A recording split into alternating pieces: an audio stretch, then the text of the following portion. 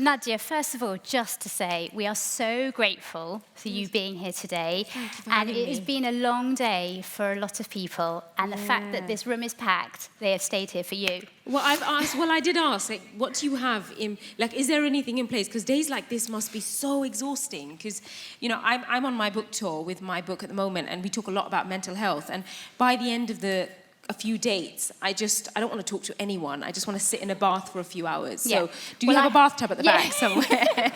Save a few minutes for us to have a quick chat, if Okay. that's okay. And we will, right, so I wanted just to start off because actually when we were in the lift when we first met, Yeah. you said to me about your friend who is having, is in a circumstance at the moment and is at work. And I just thought that was a really good place to start because you said that was really quite insightful for you. It is, because for me, my mental health has been something that I've kind of battled from a really early age, but mental health and work is only something that I've dealt with for 4 years. So, there's just over the last few days, I've had a really good friend really struggle and she's had a breakdown and really struggled. And for me, that's the first time I've ever seen anyone like that. But she's had to come away from work for a couple of weeks, and it's just kind of some of the emails and some of the kind of correspondence that she's getting since then is quite shocking, because there was the words were, what's actually wrong with you? And that really, that's the bit that got me. I couldn't quite believe that anybody, she's sick, she's not well, it's an actual thing.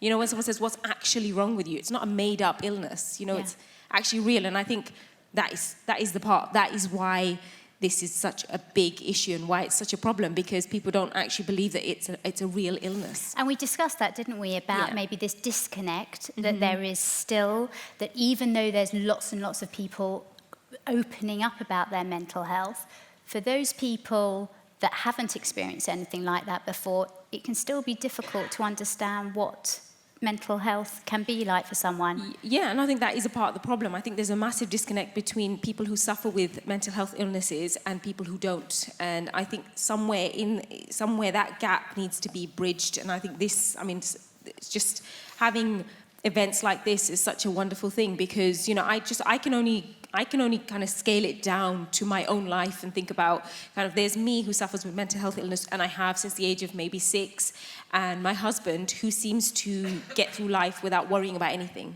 I mean, not even normal. How I remember going to therapy last year, and the therapist said, anxiety is normal. Every grown-up, every child will suffer some sort of anxiety. They'll worry about things. Like, honestly, my husband does. It seems like he doesn't worry about anything.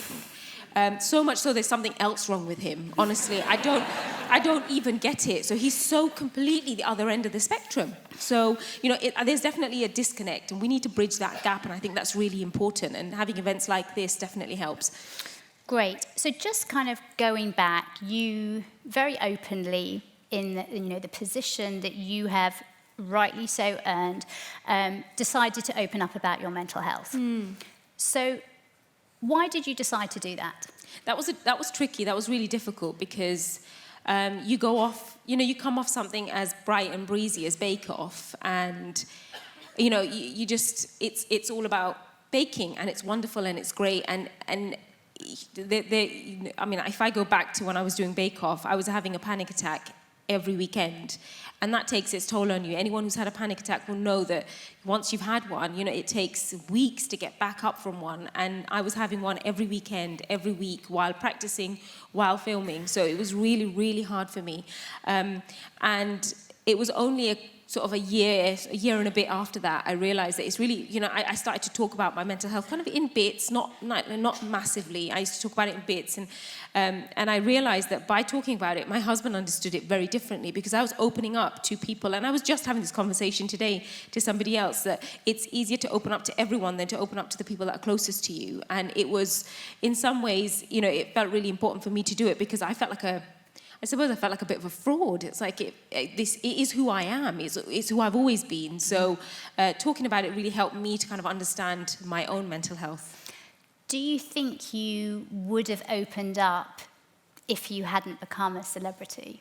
I think once I had kids, my kids, first few years of their life, they were told quite often, oh, mum's just very sleepy, or mum's very tired. They're probably thinking, this woman is lazy. She doesn't get out of bed. But I was in bed a lot, and they would kind of play around me. And a lot of our first few years of their life was just them, kind of me in bed and them around me. And I think, had I not been in the public eye, I think I still would have been honest with my children. And it's the most important, to be honest with my kids, because that's something, doing this in the public eye and being so open about it in the public eye means that my kids understand it.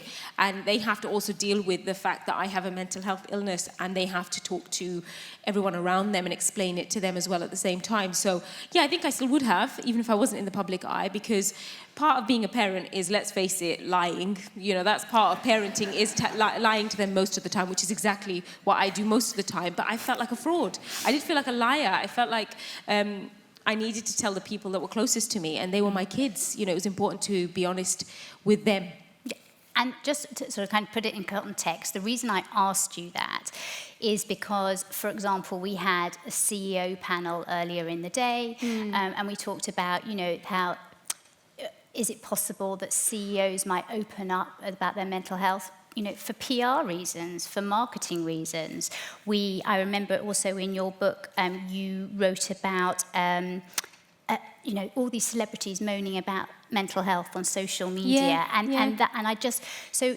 there are a lot of people that aren't in positions that you are in, that are much lower down the chain in workplaces, and sometimes it isn't as easy for them to open up as maybe, not that I'm saying it was easy at all for you, but you were in a position where people really respected you and listened to you. Yeah, but I think in some ways that's difficult as well, because when you open up about your mental health and you're honest about it, and then you've got the beast that is social media, and you say, oh yeah, well, I suffer with mental health illnesses and I've got PTSD, and then you get this barrage of people on social media who say, oh, you're only just, have you got a book out? Is that what it is? And is that why you're...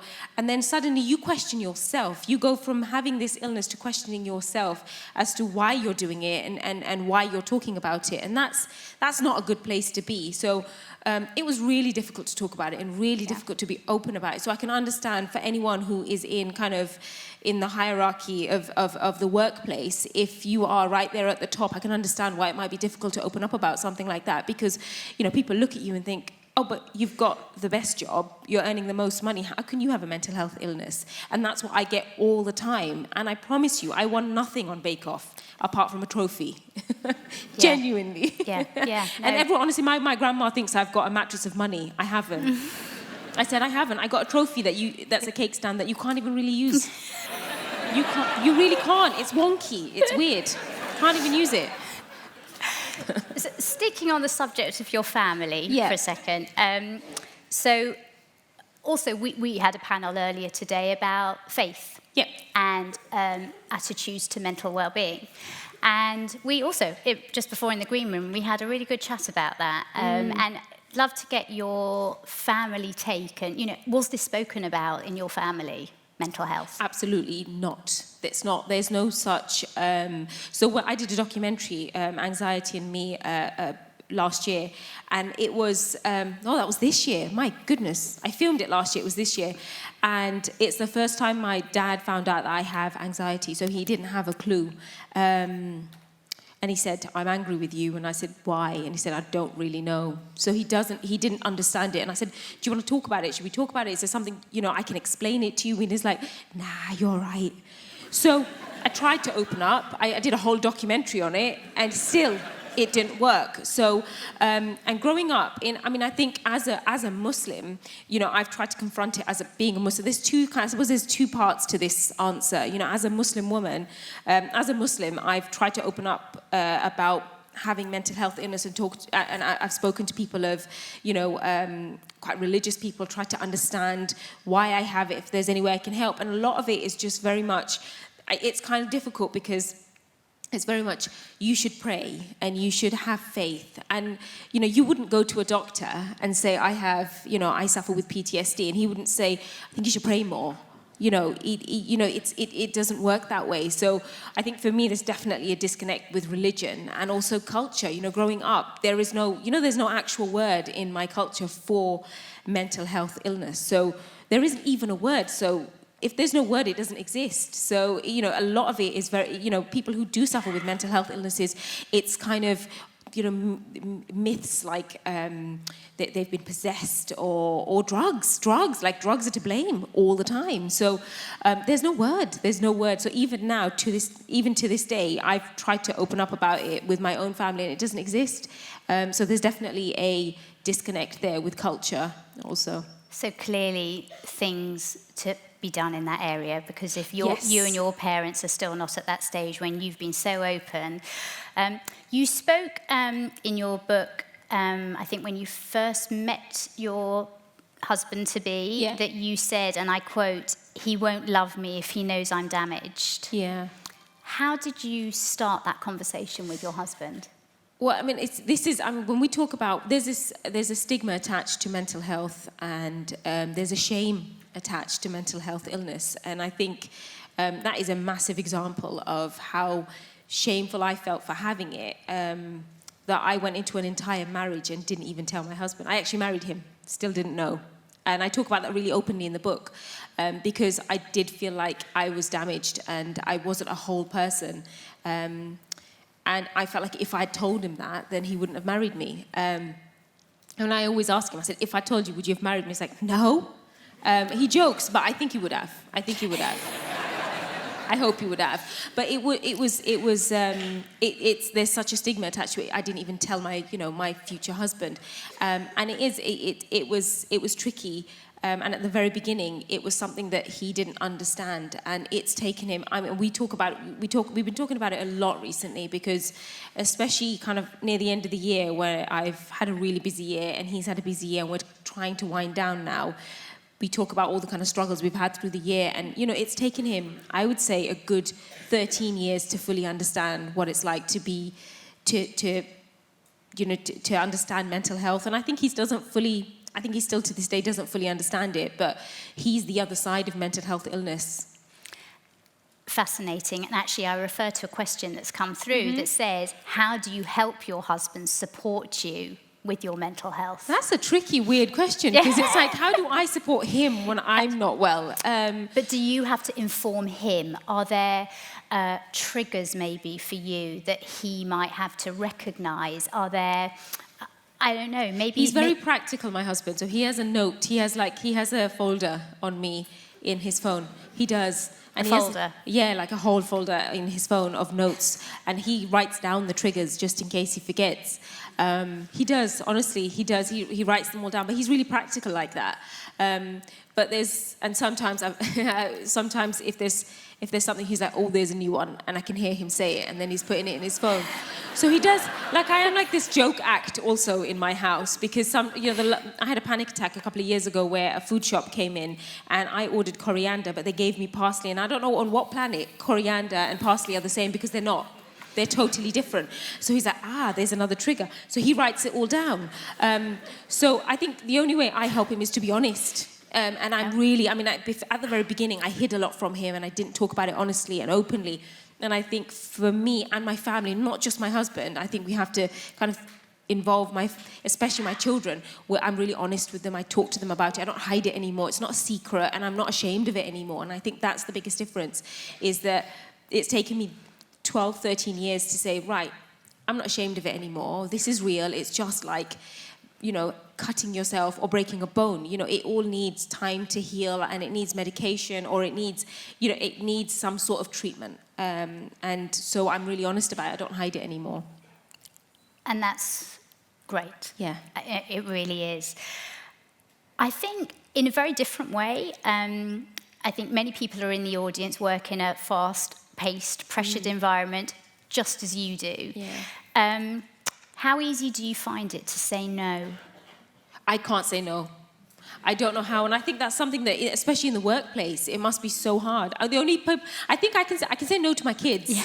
Yes. Nope, not happening. Very good at that, but I can't say no. It's especially in the workplace, because if you feel like you say no, it's a missed opportunity. The fear of missing out, that missed opportunity. If I say no, well, that fear of being judged. When you say no to something, it's like, do I appear like I don't want to, like I'm not like I want to achieve a certain goal. You know, do I look like I just want to? I'm happy just to sit in this role forever. Yeah. So I'm not very good at saying no at all. But how does that contribute to your mental health? It's disastrous. Yeah. It's disastrous because I go weeks and weeks where I'm sleeping sort of 4 or 5 hours and then trying to, and I still call myself a stay-at-home mum, which I'm not.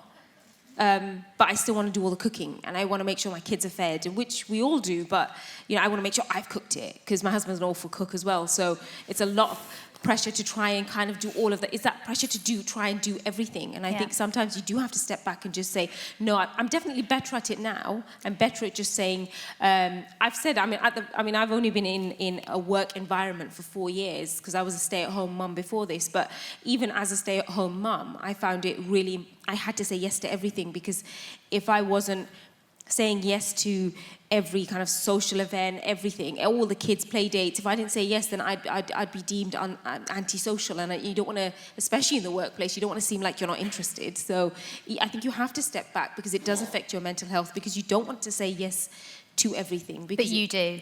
I do. Oh, I say no. Yeah, I say no all the time. Yeah, because I like to keep my weekends free, because some days, you know, some weeks I have, when you realize you're not making eye contact with people anymore because you're so busy just in and out all the time, you have to stop and say, am I even looking anyone in the eyes anymore? And there are moments in my life where I just feel like I don't look at my kids. I don't even look at my kids. So I have to stop. I have to say, no, this has got to stop. Are you good now at recognizing your triggers? Absolutely, I'm much better. So just to give you an example of how often I was having a panic attack every week last year, and now I have had 3 this year, which is really good for me. But I think the difference now is that I understand what I have, and that just means constant reading, constant educating myself on myself. I'm constantly learning about mental health, and it helps that I like to kind of keep myself involved, especially in events like this, you know, just talking about it and writing the book. But yes, I have a lot less, and I think that's because I recognize when they're happening. And for me, the key turning point for me was whenever I could recognize, when I knew something was going to happen and I could feel it kind of rise and come to the surface, I'd do everything I can to stop it, because I didn't want anyone to see me have a panic attack. I didn't want anyone to see me crumble. So I would work so hard, especially when I was in a work environment. I'd go and hide. I'd sit in the loo, or I'd say, no, I need another half an hour, or I'd sit in the car, or I'd find a way of avoiding people, because I didn't want anyone to see me crumble, because for some reason we associate mental health with being weak. And it's not, and I think I recognize that now. And so now, when I feel it coming, I'm like, come on, do your damage. I just let it happen. And now, when I will it on, I'm like, go on, I know you want to come, so come and do it, do your damage. It doesn't come. So I've just kind of worked it out. It's like, now for me, when I will it to come on, I'm like, no, it just doesn't happen. And sometimes it does, and other times it doesn't. It's only happened 3 times this year, which is really good for me. Really, and very pleased to hear. Yeah. That's great. Kids. Yeah. A lot of people in the audience here, will have kids, or nieces, nephews, whatever. How do we look out for our children? And, balancing work and thinking about our children who might be going through goodness knows what in this world of social media, and just generally, because you've written a book. Yes. Especially for children. I have. So why did you feel the need to do that? This came kind of alongside when I wrote Finding My Voice. It's called My Monster and Me, and that's what I describe my anxiety and my panic. I call it my monster, and sometimes it's massive and it's in my face, and other times it's very little and I can walk around with it in my pocket, but I believe that it's going to be with me forever. It felt really important to write that book, because in the library, when you go into the library and you have that little section of like, I think it's called Family Matters. It's really just, it's weird. It's just like Family Matters. And then you've got like very few books, and there's nothing there for children. There's no picture books to explain anxiety and worries to children. And I remember having this light bulb moment saying, I'm going to write that book. I will write that book. And it was one of the hardest books to write, because you've got 500 words to explain everything and to be creative at the same time. So that was really tricky. And I think anyone who's got children, or looking after nephews, nieces, I think and grandchildren. You know, I think what's really important is the open narrative and honesty. Because for so long, mental health illnesses have been marred with kind of negativity and shame and weakness. And I think all of those things, if you say mental health illness, it somehow makes you weak, and it doesn't make you weak. I think talking about it makes you strong. And my husband always says that we're superheroes. He goes, it's a superpower. You feel more than most people. And I think that is, if you think about it, you know, we feel more than most people do. And I think we should celebrate that. It's not something that we should be shy about or should be ashamed of. And I think especially with younger children, their pressures are very different. They've got social media, and you know, I can switch my, you know, I can look at the abuse that I get on social media, and then I can switch it off. But if I want to, I try, but I can also sit in my pajamas in my living room and watch it all happening in the comfort of my own home. So it's much more than just your workplace and your school or your place of education. We take that with us everywhere we go. So it's now a choice. Now we have to make it a choice whether we switch it off or we listen to it. Or, you know, and so for me, I think especially with children, it's about keeping an open narrative and being honest about it. And that's something that I've learned with my own children. For years I hid it. But I think it's really important to be honest about it and to talk about it. And we have, Super Nanny had Naughty Step. Well, we have a Talky Step. So we have a step at the top of our, and honestly, it works for grown-ups too. My 24-year-old brother did it the other day, which I thought was amazing. So he knows about our Talky Step. And sometimes when you're feeling anxious, or you can feel that kind of panic rise, it's really hard to say, I don't know what's wrong with me, but there's something wrong. Because when you can't put your finger on it and you don't know how to explain it, it's almost like you don't have time for it. And so we have this step, and the kids will go and sit on that step. If they want to talk about it and they're not sure what it is, and they want to talk about it, they will sit on this step. And then if somebody's walking past, as somebody always is, they'll say, are you okay? And sometimes it's just about sitting on the step with them and just saying, I'm here. Like, you don't even say, sometimes I'll sit there and my son will come and sit next to me and put his arm around me, and that's enough, that's all I need. And I think just, if you think about that on a wider scale, why don't we have more of these spaces in workplaces and in schools and in hospitals? Why don't we have these spaces where we can just say, we don't have to call it Talky Step, slightly juvenile. We could give it a different name, but we could, why don't we have these spaces? And I think, having these discussions and having conferences like this means that there is something's happening. We are talking about it a little bit more, and it is this is the step to getting to that point. Yeah. Just before we get to questions, because we've got a lot of questions coming through, I just want to ask you just to delve a little bit deeper into this social media thing, because I think it comes out a lot, both for adults and children. Especially, we have done, at the beginning of the conference, we launched with one of our partners, Accenture, a really big piece of research about young people entering the workforce. Social media is a huge part of their lives.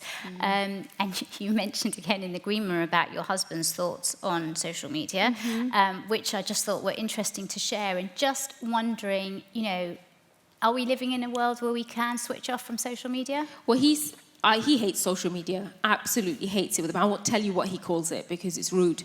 But you can if you want. Well, he does call it a hemorrhoid in his arse. Yeah, that's it. I don't know why he describes it that way, but he just says, it's just there and doesn't go away, and like no amount of medication. It's like, wow. So it's just, he hates it. He absolutely hates it. And I said, why do you do it then? So why are you on social media? And he says, well, I do it to support you. And I said, I never asked you to go on social media. He says, yeah, but like I have all this pressure to like say happy birthday on your birthday and say happy anniversary and I love you on social. I said, you don't have to do that. I said, look, it's all right. As long as you do it in real life, I don't really care what you do on social media. You don't have to be on social media for me. But he says he does it for me. And I said, can you not put that pressure on me? Because I don't need that. It's bad enough. I deal with the stuff in my own head. I don't need you to feel pressure to be on social media. But he's really good. He can switch off. He can just say, yep, done. And then we have a biscuit tin. So we have a biscuit tin where we put our phone away. And the boys have phones, so they're 12 and 13. They put their phones away in the biscuit tin, and so do I. But my eldest, who's 13, is on social media now, so I do sometimes, once they're in bed, I do take it out And then he's like, Ma, I did see that you did like something at 11 o'clock at night. Have you been taking the phone out of the biscuit tin? I was like, no, yes, I have. So yeah, it's really hard to switch. I really struggle with switching off. Because especially when it's one of those things that you get lovely comments, but then sometimes you get that one negative comment that sticks in your head, and then I sit there composing this tweet. I'm like, I'm going to say it, and I'm going to say it good. And then I'll compose it, and then I'll delete it, and then I compose it, and I spend an hour doing that. And I said, what a waste of life when I could be watching The Crown. Why am I doing this? Like, why am I doing this? So, yeah, I really struggle to switch off. I do struggle, but I do kind of, I have to sometimes. My husband just takes it out of my hand. He says, look, you just don't need, you just don't. And I have 2 phones, not even one. Like, I have 2, like a common drug dealer, just one for work, one for life, one for home. It's terrible. It's terrible. So he's like, I'm going to confiscate both if you're not careful. So yes, it's good to just kind of, I do try. It's not easy. No. Let's go to some of the questions Yes. that are coming through, and if anyone wants to send some in, please do. Okay, so what's the biggest change you'd like to see in the world of mental health in the future? Oh, goodness, that's... Great question. It's a really good question. It's a big question. Yeah. I'd love to see us talk about mental health like it's the way, the way you break a bone or you cut your finger. You know how everyone says, oh no, like, let's fix that. You know, when you've got a broken bone or you've got, you need something that's, when something physically needs fixing, and everyone's like, oh, we've got to let's get you back on the mend. I wish mental health, I hope that one day in the future mental health can be right there. Somebody with a mental health issue can sit alongside somebody with a broken bone in A&E and get the same help, because at the moment that's not where we're at. We're not. Yeah. You can't. Okay. Do you use your clothing colours to tell your husband how you're feeling that day? What's that? Sorry? Is that a question? Press? Oh. No, somebody has just said that you've mentioned before that you use your clothing colours to tell your husband how you're feeling that day. Yes. What feelings are associated with your dress today? Oh, I went a bit dark today so it's my headscarf mostly. So when, and this is just because I have my son's, this is long, but you don't want to hear this, but I'll tell you anyway. My son's budgie is in my bedroom because he's not looking after it properly, so I confiscated the budgie. And so I said, I'll look after him. Now his budgie really likes me, doesn't like him anymore. So I said, that's your punishment, so you better get in here and look after your bird. And I couldn't switch my light on because the budgie was sleeping, and I had to pull this scarf out. Anyway, my scarf has got nothing to do with my mood today. I'm perfectly happy today. But my scarf is often... So during Bake Off, I only wore a black scarf. And I wear really dark black scarves when I'm not feeling happy, when I don't want to wear that colour on my head. And so when I wear bright colours, my husband's like, oh, she's happy today. And he gets it. And so I don't own it, but I lost my black scarf at my mum's house when she suggested 27 of us get changed at her very small terraced house in Luton. And I lost it. And my husband says, we're never buying another black scarf ever again. And I haven't. It's been a year and I haven't bought another black scarf. So, yes, I use my headscarf to determine how I feel. Like a mood ring. Yes. Okay, great. Okay, so this is an interesting one. Can you come up with a word to describe your mental illness that would resonate with your culture? Oh, at the moment, the word they use is mad. Yeah. Yeah. Okay. They use mad, and I don't know how to find one that's slightly more positive. Do you? Okay, so I know that's funny, but I don't mean it to be being serious. Yeah. Do you really think, or do your parents really think you're mad? Yeah, sometimes. I think because they don't have a word for it. Because they don't. Can you imagine having an illness, or your child having an illness that there's no name for? That can't be easy for them. And I laugh and I joke about it sometimes, but that's the only way I can get through. But there's no word for it, so they don't know what's wrong with me. And I think, it's taken my husband 13 years to understand what it's like to live with somebody with a mental health illness, and even then he gets it wrong sometimes. So I have no expectations that my parents are ever going to ever understand it.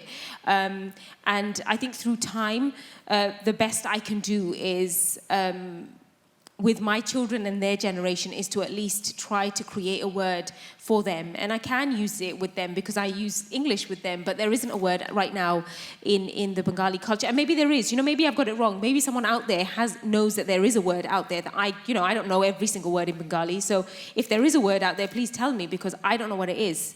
And I'd love to know what it is. If I can explain it, then at least I can use that word to explain it to my parents. But no, at the moment there isn't one that I know of, and I'd love to think that there is one out there, that we can create one. What's one piece of advice you would give to a friend suffering from PTSD and panic attacks? Definitely, I think for me, it took me well over kind of. I suffered from the age of 7, and I'm really open about in my book I talk about, as a child, sexual abuse that I suffered, and the horrific bullying and all of that. Kind of, I didn't know I had PTSD till last year. And I think talking, and we take that for granted, it's so important in... It sounds easy though, but it's not. No, of course, I know. It sounds easy just to say talk to somebody. Yeah. But I used to find myself talking to people on the bus. I did. It sounds silly, but sometimes I just kind of like start up a conversation with... It's easy to talk to people you don't know than to the people that you love, because when you talk to the people that you love, you are so affected by each other. It's really hard to talk to people you love because what you say can directly affect them, but it can't affect somebody who doesn't know you. So I think get help. And I know it's so easy for me to say that, and yes, it's taken me decades to get help myself, but it makes such a difference just to talk to somebody who isn't your family, and if you've got family who you can talk to, great, but just to talk to somebody outside of your own circle is really important. So talk. I mean, even if it's somebody on the bus, honestly, it sounds really silly, but it does help. Yeah, no, because it makes it real. Because for anyone who suffers with mental health illness will know that so much of it is in your head, and until you say it out loud, it doesn't become real. Yeah, and you don't realize how much it's affecting your everyday. I think we've got time for a couple more questions. Yeah. As a Muslim woman, what do you think we can do to support people who suffer inequality and discrimination to seek help for their mental illness? As a Muslim woman? Or you being a Muslim woman. What do you think? Just your interpretation of that. See, I work it's really odd because I work in a industry. So I've suddenly gone from being a stay-at-home mum. And you suffer discrimination no matter where you are. I think whether you work or not. I remember being a stay-at-home mum. I was a stay-at-home mum for 8 years, and I could never say those words. I could never say I'm a stay-at-home mum, because that look on people's face when you say you're a stay-at-home mum, as if you're so lazy. Like that kind of. So when are you going to get an actual job? I've had that. For 8 years I had. So when are you going to get a real job? It's like it's an actual. I know it doesn't pay me anything, but. I am going to create human beings who are going to be wonderful, who are going to go out into society. Not to say that if you're not at home with your parents, that if you're not at home with your kids, that you're going to create delinquents. That's not at all what I'm saying. But, that was my job, and that was a choice that I made. I think you suffer discrimination whether you're at work or not. And now I work in an industry where I am the only... I walk into a arena where... I'm the only Muslim woman. It doesn't help that I'm 5'1", a woman of color, and then I work in an industry where it's mostly predominantly Caucasian middle-aged men. And then you turn up and you're like, and suddenly there have been instances where I know that it's threatening for me to turn up, because it's like, oh, she's here to take her. I'm not here to take anyone's job. Seriously, I'm just here to do mine. That's all it is. So it is, I don't know how. I think there's something that I say, and there's a thing that I say to my kids. I always tell them elbows out. So in those situations where I feel like I don't belong, and I feel the discrimination, and I feel like I don't belong in that space, I always tell them elbows out. It's really important to create that space.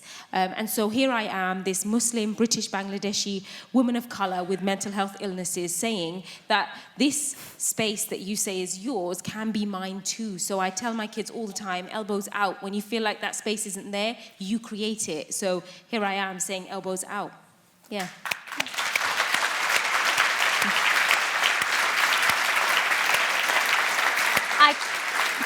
I couldn't think of a better and more inspiring way to end. And as somebody who's written in a question, we're not going to get to the question, but has said your achievements in speaking about your mental health are brilliant and inspiring. Nadiya, thank you so much for sharing everything with you, and we are very proud of you and very proud that you've been able to speak to us today. Thank you so much. Thank you.